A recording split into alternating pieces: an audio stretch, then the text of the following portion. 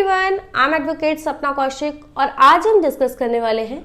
कि अगर आपने अपने किसी दोस्त या रिश्तेदार को पैसे उधार दिए हैं और वो आपके पैसे वापस देने से मना कर देता है तो आप उनसे अपने पैसे कैसे रिकवर कर सकते हैं। या आप कोई बिजनेस करते हैं और आपने किसी भी मटेरियल की सप्लाई के लिए या किसी भी सर्विसेज के लिए एडवांस में पेमेंट की है और सामने वाली पार्टी अपनी ऑब्लिगेशन को पूरा करने से मना कर देती है और एडवांस पेमेंट भी वापस नहीं करती, तो ऐसे केसेस में आप अपने पैसों की रिकवरी कैसे कर सकते हैं, आज हम इसको डिटेल में डिस्कस करेंगे। लेकिन उससे पहले एक और इम्पॉर्टेंट बात कि अगर आपने हमारा यूट्यूब चैनल अभी तक सब्सक्राइब नहीं किया तो प्लीज़ चैनल को सब्सक्राइब कीजिए ताकि हम आपको ऐसे ही लीगल अपडेट्स दे सकें। अगर आप अपने कभी भी किसी दोस्त को पैसे उधार दिए हैं, रिश्तेदार को दिए हैं, तो आप सबसे पहले तो ये कोशिश करें कि ऐसे समय में भी आप एक अग्रीमेंट बनवा लें। हमेशा अपने पास डॉक्यूमेंट्री एविडेंस रखें कि आपने किस पर्पज से पैसे उधार दिए हैं और सामने वाली पार्टी आपके पैसे कब वापस कर देगी। लेकिन किसी कारण से अगर आप ऐसा नहीं कर पाए हैं तो भी आप अपने पैसे रिकवर कर सकते हैं। इसके लिए आपको करना ये है कि कभी भी पहले तो ये कोशिश करें कि कभी भी किसी को कैश में उधार ना दें,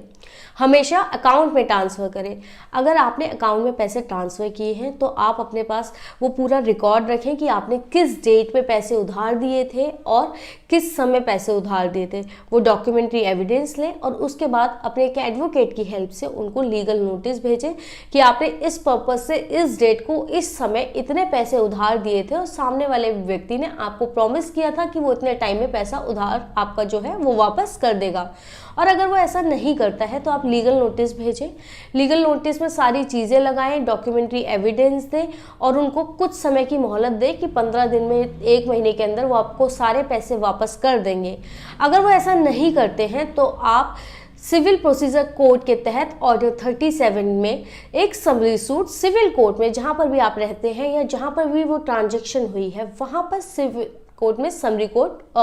सिविल कोर्ट में समरी सूट फाइल कर सकते हैं। इसमें बहुत कम समय में डिसीजन आ जाता है और आपको आपके पैसों की रिकवरी मिल सकती है। बस आपको याद ये रखना है कि आप अपने सारे एविडेंस कलेक्ट करके रखें। अगर कोई विटनेस है तो उसको भी कोर्ट में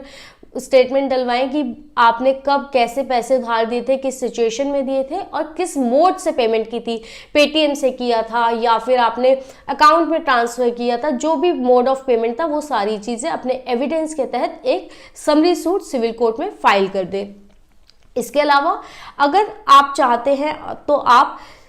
आईपीसी के तहत क्रिमिनल मिस एप्रोप्रिएशन और ब्रीच ऑफ ट्रस्ट का केस भी कर सकते हैं या चीटिंग का केस भी सामने वाली पार्टी के ऊपर फाइल कर सकते हैं अगर उन्होंने आपसे झूठ बोलकर या आपको धोखा देकर आपसे पैसे उधार लिए और अब आपको देने से वापस कर रहे हैं, तो आप सेक्शन 420 में चीटिंग का केस भी उनके अगेंस्ट फाइल कर सकते हैं। इसके अलावा अगर आपने किसी भी पार्टी को मान लीजिए एडवांस पेमेंट की थी किसी भी मटेरियल की सप्लाई के लिए या सर्विसेज के लिए और सामने वाली पार्टी आपकी वो ऑब्लिगेशन पूरी करने से मना कर देती है और एडवांस पेमेंट भी वापस नहीं कर रही, तो ऐसे केसेस में आप section 73 and 74 of contract act के तहत उनसे डैमेजेस भी मांग सकते हैं। इसके अलावा आप उनके खिलाफ आईपीसी के सेक्शन 420 या फिर क्रिमिनल मिस एप्रोप्रिएशन या क्रिमिनल ब्रीच ऑफ ट्रस्ट का केस भी आईपीसी के तहत उनके खिलाफ दर्ज करवा सकते हैं। अगर पुलिस आपकी एफआईआर नहीं लिखती है तो आप अपने नियरेस्ट मजिस्ट्रेट के पास भी एक कंप्लेंट दे सकते हैं और वहां से उनके खिलाफ एफआईआर दर्ज हो सकती है। अगर आपके पास प्रॉपर डॉक्यूमेंट्स हैं, आपके पास अग्रीमेंट है और आप कोर्ट में अपना केस साबित कर देते हैं तो उनके खिलाफ वहां से भी एफआईआर हो जाएगी और आप इस तरीके से अपना पैसा रिकवर कर सकते हैं। या फिर अगर सामने वाली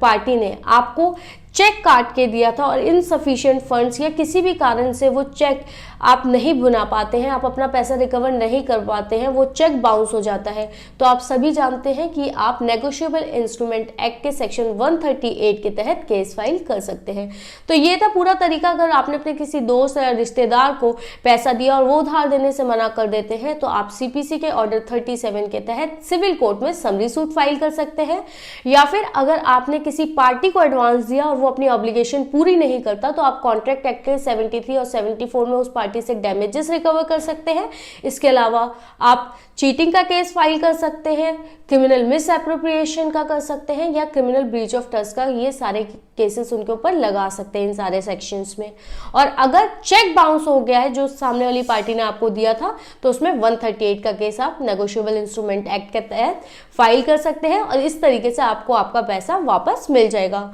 लेकिन जब भी आप किसी को उधार दें तो कोशिश करें कि आप हमेशा कोई अग्रीमेंट, या कॉन्ट्रैक्ट साइन करवा लें और अपने पास सारे डॉक्यूमेंट्री एविडेंसेस जरूर रखें। आपको ये वीडियो कैसा लगा और किन और मुद्दों पर आप वीडियोस चाहते हैं, प्लीज कमेंट सेक्शन में बताइए।